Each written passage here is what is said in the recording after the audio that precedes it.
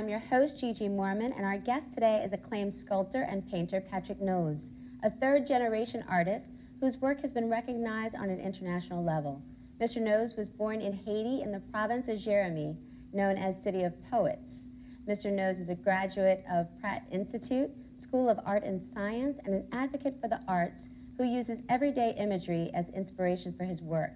Mr. Noze is a multifaceted artist who is also the author of children's books and an editorial illustrator. His success knows no limits, and his commitment to the community is honorable. We know that you will enjoy learning more about his journey on today's show.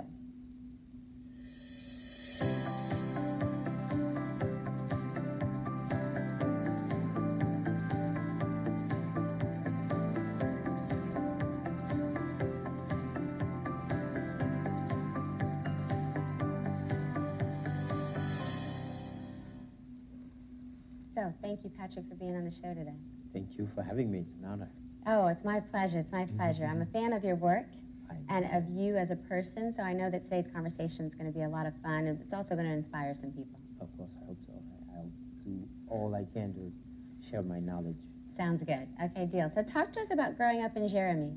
Growing up in Jérémie was fun. It was unlike anything I've ever experienced. Naturally, that was my only experience. As a child, I used to, when I look back as a child, I was very, very fortunate to have had the lifestyle that I've had from my mother's family.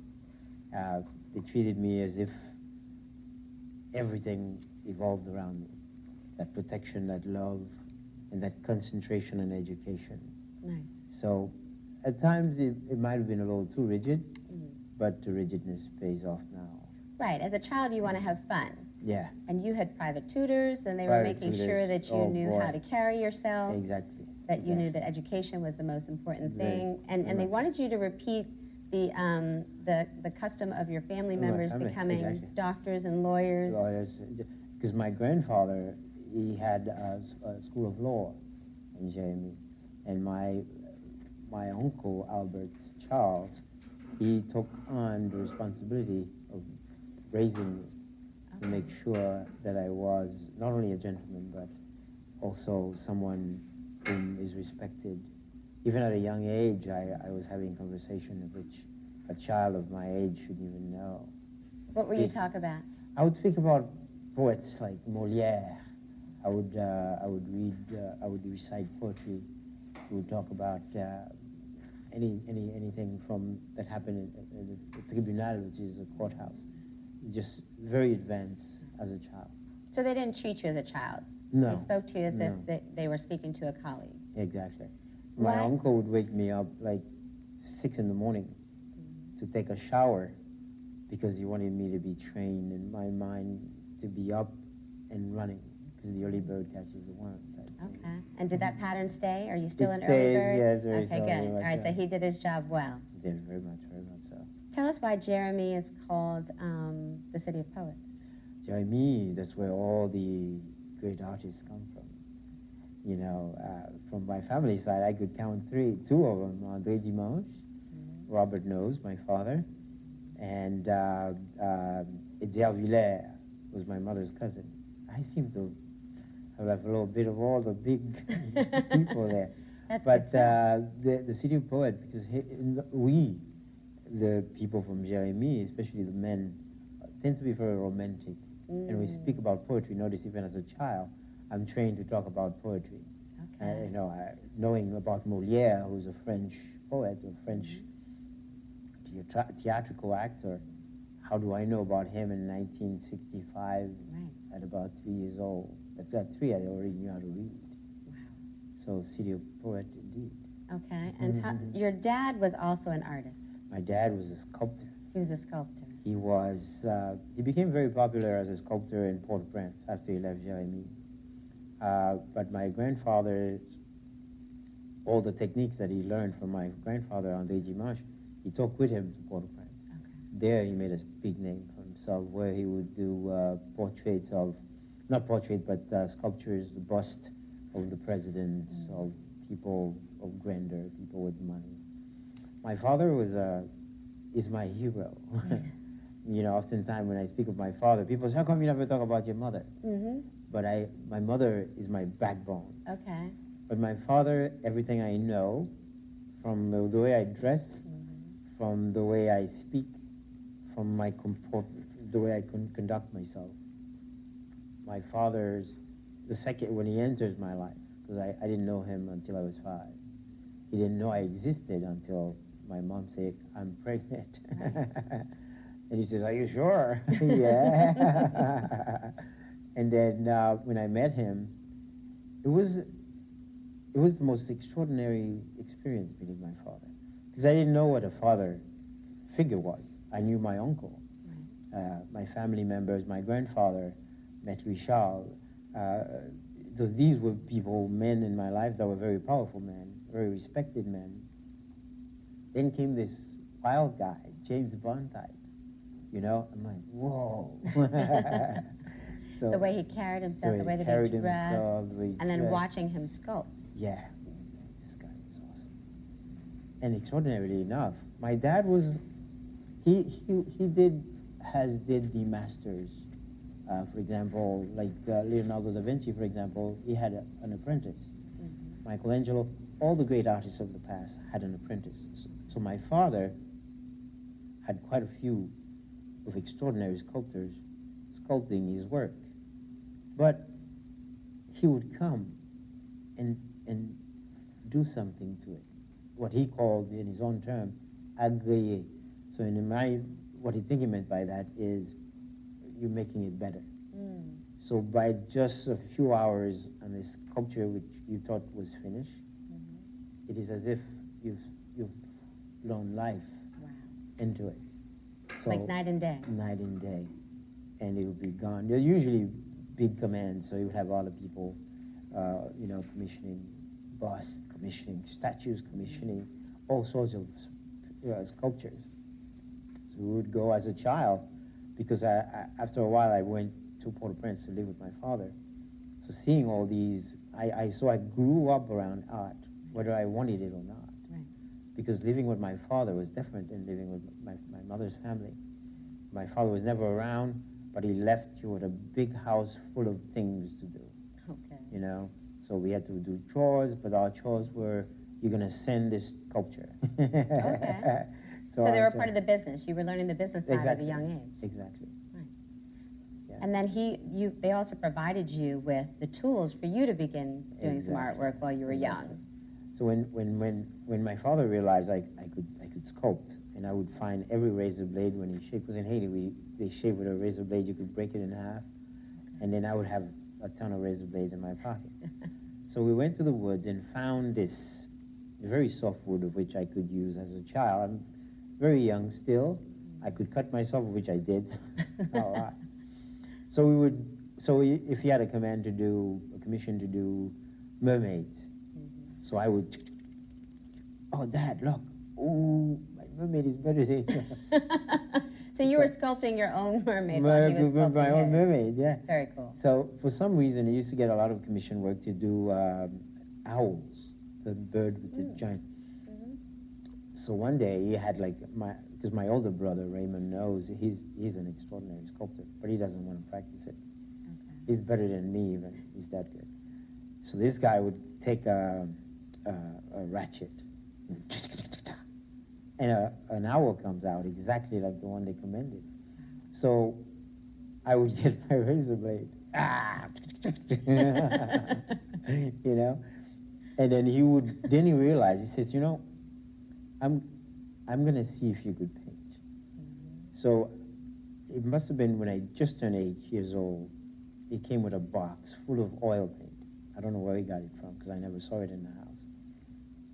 And he said to me, I want you to paint something. I said, I don't know how to paint that. Very respectfully, because, in Haiti, you can't really be free, but my father allowed you to be free with him. Okay. So he said, Pateau, he called me Pateau. And I said, Dad, okay. So he went and got me a canvas, a hardboard canvas. So I said, well, what do I paint? I know one thing to paint, of which he doesn't allow me to do, which was to go dancing la-la Rara being a celebration of dance and music, and he didn't like the cursing and the vulgar dances. But I wanted to dance. So when he wanted me to paint, he gave me this box full of paint, oil paint, which is a very difficult medium to use. And I took the brush and created a painting of a Rara scene. So it was my first painting ever. And then came in his studio, there were tourists. Back then, there were a lot of tourists in Haiti. Right. And this giant American man came to my father. We didn't know what he's saying, but he certainly was pointing at my painting. So from all I understood as a child, he's like, that English. Right, just jarble. So whatever he said, I saw him give my father money and then took the painting. So as a child, you see money, I'm thinking candies. Right. But he bought my painting for $50. So at 12 years old, your painting at 8 sold. years old. 8 years old. For $50 American. $50 American. I didn't know what it was. Right. I thought it was like maybe $5.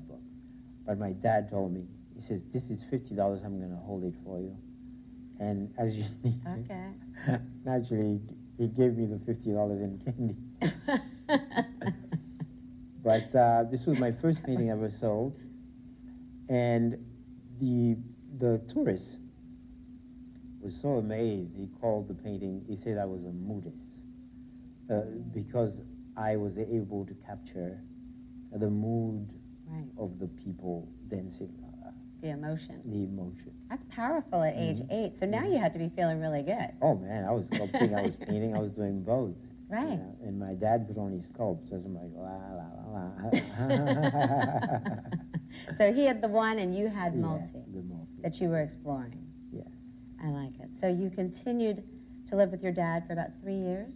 Oh, no, actually, I lived with my dad from 8 till I was 12, about between that Okay, 3, 4 years. 3 years. And then at that time you moved to the United States I moved to America. with your mom. Hmm. So she had gone before you? My mom came to America in 1969, leaving me as a very young child. So, Which was common.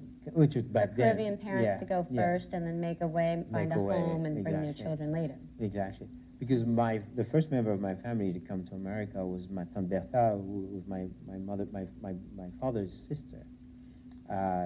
And she they make the way. They make one come, the second Right. one come, Exactly. and so they keep bringing the family in. But I was not supposed to stay in America. It was just a visit. Okay. And then my mother says, "You're not going back." Okay, so that has to be really interesting as a 12-year-old. Oh, yeah. I'm not going So back. I came as a tourist. Right. So not going back means I'm in America illegally, which I didn't know what was that. But that Right. was, I say, okay, Mom, all right. Right, you were just You living. know, I'm leaving. Okay. I'm going to take us to a break, Sure. and then we're going to come back and talk about what life in the U.S. was like, learning new language, new Of course. cultures, and learning who you are. Yeah. Deal. Don't go anywhere. We have a lot more to talk about today with our guests when we return. Welcome back to Journey with Gigi. We were just talking about your transition to the United States, coming from Haiti as not even a teenager, you're 12 years 12 old. years New culture, foreign land, don't know the language. What were your first thoughts when you were in the U.S.? You were in New York? I was in Brooklyn. You're in Brooklyn. I was in Brooklyn. But prior to coming to America, my dad always told me, never be shocked by anyone or anything. Okay. So he would show us films in Haiti of America. So I'm not afraid of buildings. I'm not afraid of anything. So That was smart because it's Oh, a yeah. totally different Totally landscape different than culture. just the flat yeah. island of Haiti, and there Yeah. isn't a lot of build up. Exactly. So my first experience walking by myself as a child in America was bad because I see children and I'm thinking, whoa, kids like me, let me go play. No, bad, because I don't know how to speak English. So I'm smiling at them. They all chase me. Oh, wow. They beat me up.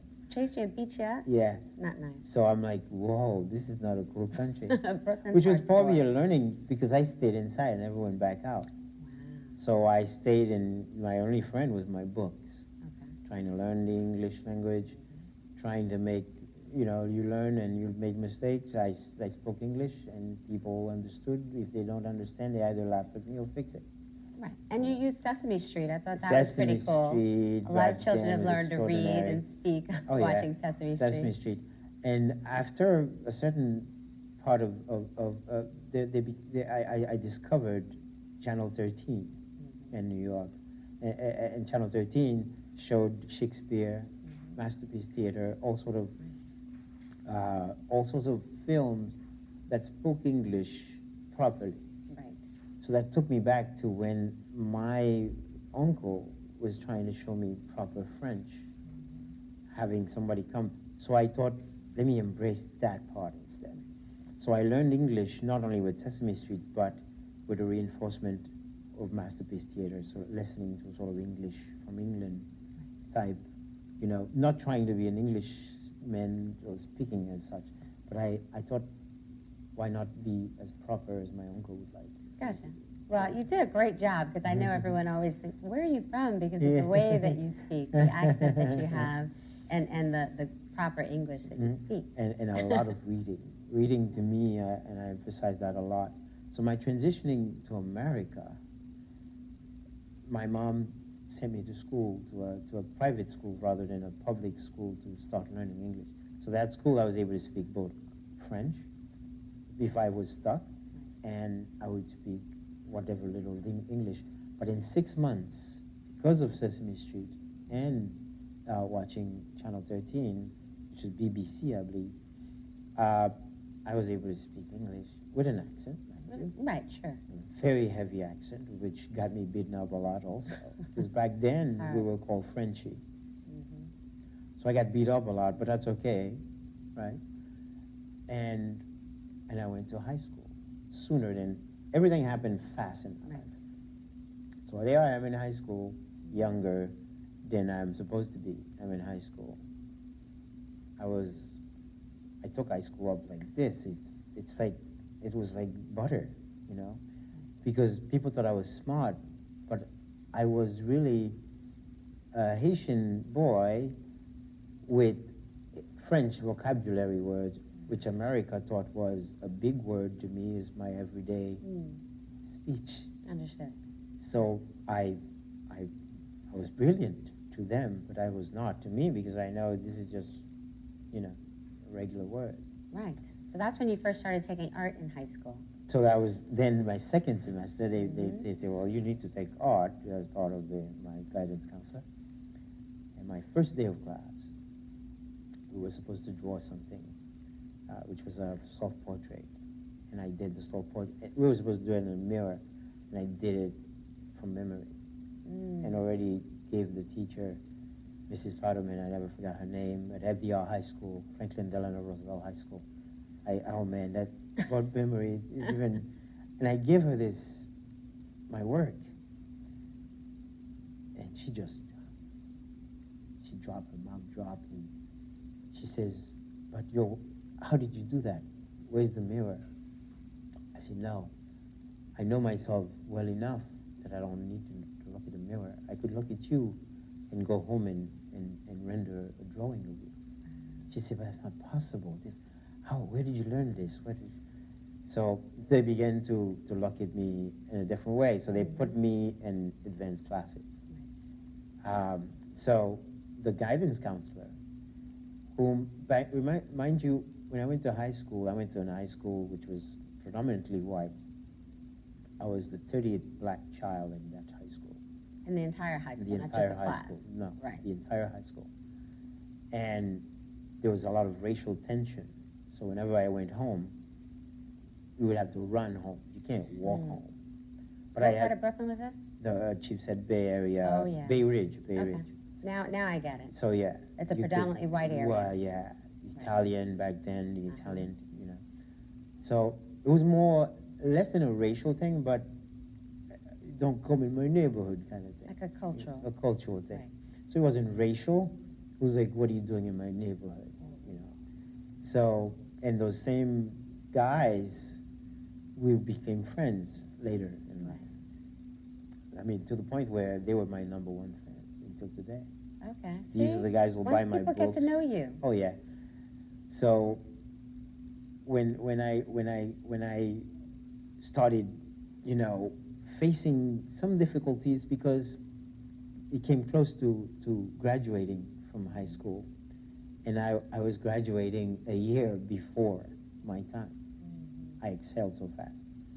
So the guidance counselor, more so than not even the guidance counselor, the chairman for art there at the high school, he wanted to see me. See, well, he called a school called Cooper Union, and on the phone, you know, the old-fashioned phone. Yeah, I remember those. So he called in, and whoever answered, he says, you know, I have a black boy here, and this black boy is very talented, and I would like to know how we could get him to Cooper Union. Mind you, Cooper Union is a full scholarship university, not even college. You don't even want to call it a college. It's like the most advanced art school in the world at the time. Okay. And I've gotten the scholarship from one phone call he made. So back then there were no fax, there weren't anything like that. Right. I had to take my portfolio, something similar to this, to my. He asked me to take my portfolio to Cooper Union. So when I got to Cooper Union, the professor there looked at my work. He says, "It'll be an honor to have you at Cooper Union." Nice. I'm all excited. I went home, happy as can be.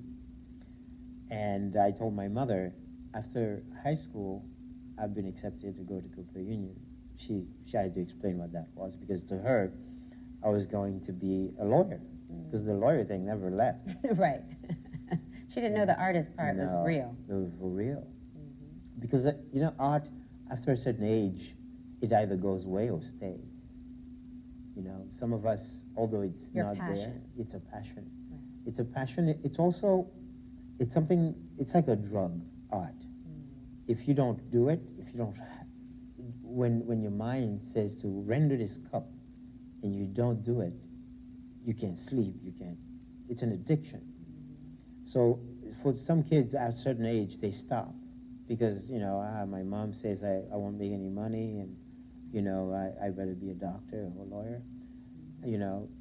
So there is, for the first time, I'm going to know that I am an illegal alien. Right, because you didn't know that your I mom didn't had know. brought you I didn't here, know. but that didn't mean that you were able Yeah. to stay or Exactly. go to the college. Exactly. So my full scholarship to Cooper Union was voided in a sense, because until this day I never used it.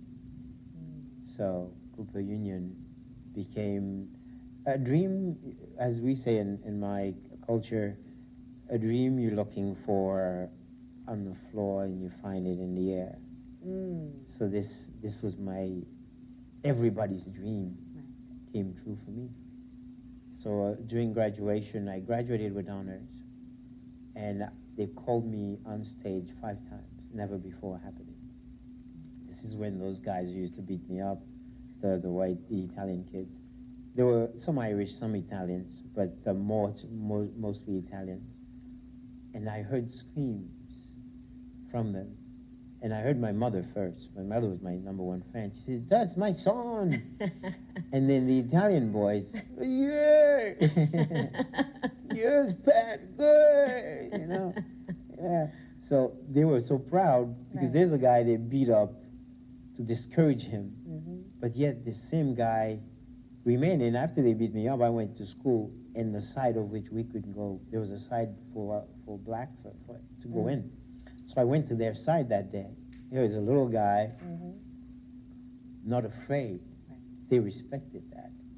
And I think till this day, those boys, you know, I even remember them by name when we see each other in the street. "Get out of here." You know? You haven't changed. Good old Brooklyn. You gotta love it. So, It is definitely you know, melting hence pot. began my life, but I did not discourage. I did not despair. Well, that was Yeah. probably... I'm going to take us to break, and then we'll come back and talk some more about how you were able to turn that situation around, Okay. one that could have stopped you from continuing to be an artist, but it didn't. It did. Stay tuned for more Real Talk after the break. For those of you just joining the conversation, we are talking to artist Patrick Noze. We were just talking about the disappointment that sometimes take place in life. You were accepted to Cooper Union School, and you were not able to go because you didn't realize that when you came into the country, you didn't come in with your proper papers to be in the country. So the dream was deferred for a short while you started doing work as a dishwasher, a cook's helper at a Jewish school in Manhattan, but you weren't discouraged. No, no. Interestingly enough, in life, the people who surround you, when they are positive people, that give you this courage, this push. Because in life, we are all in the same bowl, but we are not the same people. Right. So as I went through this struggle, and as I worked at Manhattan Day School, my brother, who went through the same process, is working there. He's been there a long time. So he's protecting me. So things I don't know how to do, if I wash dishes, you don't know how to wash dishes. Right, right. That's so good. he'd come and do it. So finally they moved me to cook helper. Okay.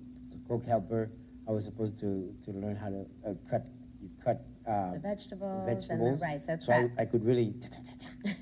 well, now you're using your razor blade skills. So there I am cutting lettuce, tomatoes, and I know what's kosher, what's not to put on the table. Metal, meat doesn't go on metal, it goes on wood. And I'm learning. Okay. But I didn't really realize I was learning how to be the man that I am now. I'm the cook at the house. Nice. I know how to cook. You name it, I'll do it. Right. So during that process, I never felt humiliated, like, oh, I was trained, my family was this in Haiti, and look at me now. Right. Because my mother was a princess almost in Haiti.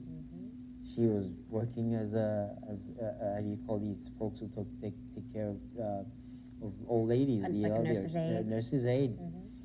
But my mother never lowered her head. She was always that princess, that woman of honor in Haiti. Because in Haiti back then, I don't know now, but when a woman of valor is seen in the street, you are given such honor, you are greeted as such, good morning, good afternoon, etc. But my mother, her head was always rigid. She kept her pride. Very proud. Very small lady. She's so small, my mom. Asian culture has a lot of pride. Yeah. So I look at my mother waking up at 5 in the morning, going to work, and I say to myself, if my mother could do it, and my mother is going to work, she's 86 years old. She should have been retired. So she's going to take the bus. And I remember one day she fell running to take the number 8 bus on Foster Avenue in Brooklyn. She fell on her back on the snow. She got up and took off onto the bus. I said, wow, Mom. Nothing was going to stop her from providing for her family. So each time in my life there's a barrier. And it takes me back to that day with me in that window on the 6th floor looking at my dear mother. Until this day, anything I do, any humiliation I face, I think of my mother. And my mother, after she realized I couldn't go and didn't know how to tell me, she says, you know, your Aunt Yolande was my Uncle Albert, who raised me, his wife, got you a job. And the job was the Manhattan Day School job. So even then, they're protecting me from every aspect. Let's not let Patrick fall. Right. So they've always been my foundation. Nice. You know? That's important. So yeah. So after Manhattan Day School, during Manhattan Day School, and the people, like I said, the people around you, the positive people, they also notice when there's something different about you. Because when the kids, you know, kids are curious. Why do you work here? How come you're not in school? You're a young fella. Because I look younger back then, I look even younger. Right. So when I open my mouth and speak, it's, wow, how come you know this? They realize this is a special case of, you know, he's such a bright young man. So they call the principal of the school, Rabbi Kamenetsky. And he called me to his office. Unusual, because even the security guard would let me up. He's like, where are you going? This is Jewish school. Right, been called up. And then Rabbi Kamenetsky told me, how come you're working here, Patrick? So I explained my situation, and I told him I'm an artist. I'm getting, or wanted to be getting my bachelor's, and do work with education because I want to be a teacher for now. He says, the minute you get your papers, I want you to teach at this school, Manhattan School. It never came to a reality. Okay. But just to show you, when you're in the right surroundings, people recognize your gifts, your talents. And they want to help. And they want to help. Agreed. So throughout my life, I'm proud to say I was never a person or a little sorry person. As they say in Portuguese, like, tadinho, which means, little guy, poor boy. Oh, right. I'm always strong, even at my worst, I'm at my best. Mm-hmm. Oftentimes people picture me as something much more than I am. I often, I remember during my struggle, I was translating for people at courts for immigration. That works. I've done that. Well, not in court, but translating. No, I'm illegal. The irony. And I'm in the courthouse. Yes, you have an appeal. If the judge knew, I would have been deported with this guy, So always keep your head up high and never say, I cannot, because, one of the things, especially being someone of another culture, one of the things that people don't realize, and I always disagree when someone say, I'm black, I'm not going to be able to do this. That's not true. Mm-hmm. I mean, it's true to some aspect, but you, as the black person, have to say, I can and I shall. Because otherwise, we wouldn't have a Martin Luther King. Absolutely. We wouldn't have anybody like that. Say, oh man, you better let those people have their way. There wouldn't be no civil rights leader called Martin Luther King. So it is very important, youth of today know, to say, I can. Nothing's going to stop me. Right. There's not a color, I'm going to do it, not what have you. No matter the hurdle. No matter. You just have to keep on going. You just have to keep on going. Because you did end up at Pratt Institute in New York, Exactly. which is a great fine arts school. Driving a yellow cab. So dishwasher, cook's helper, I've done some wild things. Driving a yellow cab, Driving anything a yellow cab, you could do anything. in order to keep yourself Exactly. surviving. So I got married, and after my marriage, it lasted 5 years, very in love, my first ever girlfriend, very beautiful girl. She's like the one your mom kind of told you about, But I didn't know what love was. I didn't know how to even kiss. My first kiss, my first everything was captured on camera. And because my cousin, say, you guys should kiss. So they took the picture. That was your first kiss. I know, my first kiss ever. I didn't even know how to do that. So the marriage failed because we were 2 kids. Now you're going to laugh. When I came to America, to be in that plane, I had to, remember I left Haiti, I was 8 years old, technically 8 years old. But my dad added 3 more years, which made me 12 to be able to sit on the plane. So everything I've done in my life, I've done before dying. So 3 years minus. So I try to tell the American government, I say, look, man, I'm not 55. Right, but they won't, They say, well, sir, you can't change anything about that. You'll be You have to stop. 3 years older for the rest of your life. That's me. And they did that so that you could have So I could come on the plane. American You dream. can, yeah. And to be successful To here. be successful, yeah. And that you've done in giving back to the community. Indeed. I've tried. Obtaining your degree. You never feel you do enough. Absolutely.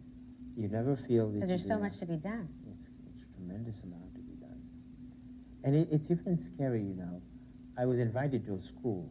And the school, because the children have never seen an artist of my complexion, of my color. And it has a lot to do with art history being so false, so distorted, One-sided. and one-sided. And I confronted that at Pratt. Pratt Institute was a journey of which broadened my point of view on every aspect of art. It was, in funny, I wrote a paper for at Pratt when I was a student, and the professor called me and said, "Where did you copy this from?" I said, "Excuse me? Where did I copy this from?" Right. Why do you ask me that, man? Do I look like I cheated? And this is, you know. Mm-hmm. You see, but the words that are used in there. I say I'm from Haiti, man. What's the norm? What's to you is extraordinary is the norm to me. She still like maybe 10 years ago, I was still fighting this thing. Wow. Because she wouldn't give me change my grades. My bachelor's degree is still at Pratt because this lady thought I cheated. Oh, wow. So she changed it 10 years ago. 10 years later, after I graduated in 90. You're changing my grades now. See, and again, you could have allowed that to Yeah, I'm a distract you fighter. from what you're doing. I'm right. a fighter. You were a fighter, If and I'm you. right, I and will yeah. fight you till the end. We want you to keep fighting for what's right. Yeah, You always should. I will. All right. It's time for us to take another short break, but we will see you soon for more with today's guest. Welcome back. We are chatting with artist Patrick Noze. We were just talking about your resiliency, determination, never giving up on your passion, which is art. Thank you. Even though you might have gotten sidetracked along the way, it has still been who you are, a painter, a sculptor, and children's book author. Yes. Lugaou is the yes. name of the book. And this Indeed. book is in English and Japanese. It's Japanese. It's actually very popular in Japan. I've just gotten an email, in fact, yesterday. It's doing well. So what prompted you to become an author? Well, we had such a great adventure as a child with my brothers, because I have a lot of brothers because of my dad. And I thought to myself, why not all these beautiful adventures we had? Let me put them in writing. And illustration came about. I thought, well, if I'm illustrating for people, why not illustrate for me as well? That makes sense. So my illustrations, I find I'm more free to do what I want, because when you do other folks' illustrations, you're restricted. You can't really. It has to be this particular way. You can't put That anything makes in the sense, back. because it's the way they are seeing it, the way they want it portrayed. But you're able to now put your So now I'm able to creativity. put my creativity, and I'm writing also a novel, which is going to be out soon, in about 6 more months of writing. What is it about? It's about immigration, and how actually it's about a woman's journey through Mexico, from Brazil to Mexico to here in America, and how she did it dressed as a man. Oh, Phenomenal. okay. It's a true story. A true story. I won't tell you too. Yeah, don't tell me too much. I don't want to. I don't want to know. It can be overwhelming to have that many different hats that you wear. I've been quite a bit of things in my life. Right. To survive, to support my art. Mm-hmm. I've driven a taxi to pay my tuition. I've posed as an art model in the news. Okay. I've danced in the news. I'm a wild guy. It was a funny life. But I've never done drugs or anything like that to support, because everyone assumes an artist paint, drugs, drink. To get their creativity, I don't but even you're know. naturally. I'm a naturally wild person. You also said that having too many jobs, with being able to commission work for someone, or writing a book, or doing illustration for someone else, that can be dangerous, because you can get complacent. Exactly, because when things are going well in art, you seem to feel as though you don't have to try. So you have to make sure every painting you get is the only painting you're doing for that year. Each painting have to have that full attention. Even if it's an hour apart, I'm concentrating in this one painting. I'm doing a portrait of Gigi. It's going to be Gigi. It can't be a deviation. I cannot deviate, because the minute I deviate comes the guy who could do a better job at doing a portrait of Gigi. Because the competition in art, although sometimes it's far. Because of the different styles. Because of different styles. Right. But it's always easy for the next guy to be able to get a something that you're not doing what your style is missing on. Because even in the 1800s, not Leonardo da Vinci, Michelangelo and Raphael, they were great mortal enemies almost. When Michelangelo was doing the Sixtine Chapel, Raphael was commissioned to do the School of Athens. You never hear about the School of Athens, but you hear about Michelangelo's Sixtine Chapel. But the reason you never heard about Raphael is because Michelangelo had to defend himself as a lesser. He was his apprentice, but the apprentice surpassed the master.